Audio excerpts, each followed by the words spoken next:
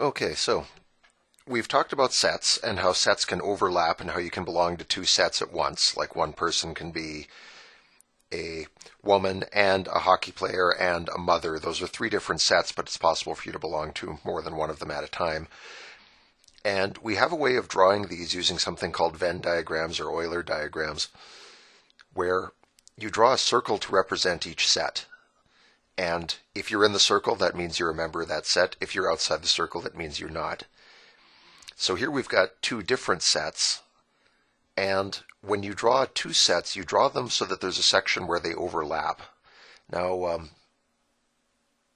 they haven't specified in this question what these sets are. I'm just going to make some stuff up here. Let's say A is for people who live in Alberta, and B is for bakers. So there's four places you can be in this diagram depending what categories you fall into.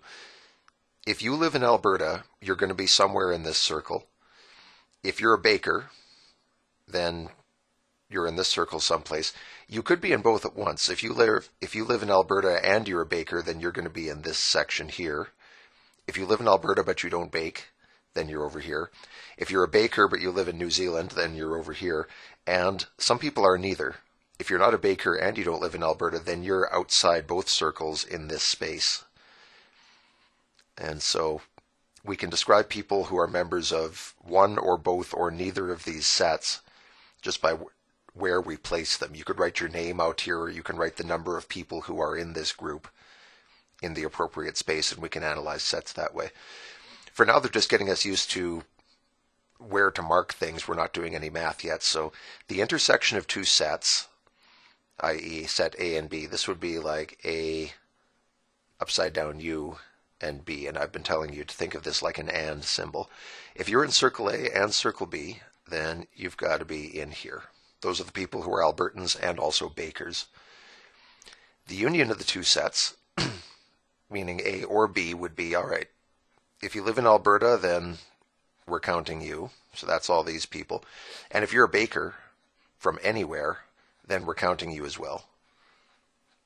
And I could I could cross-hatch this area twice, but it's not really important to do so. A or B looks like this on a Venn or Euler diagram. So this is every Albertan in the world plus every baker in the world. And some people get double counted there because they're from Alberta and they're bakers. But either way, they all end up belonging to this union set. And the last one, not A. This is, okay, everyone who is not from Alberta, stand up.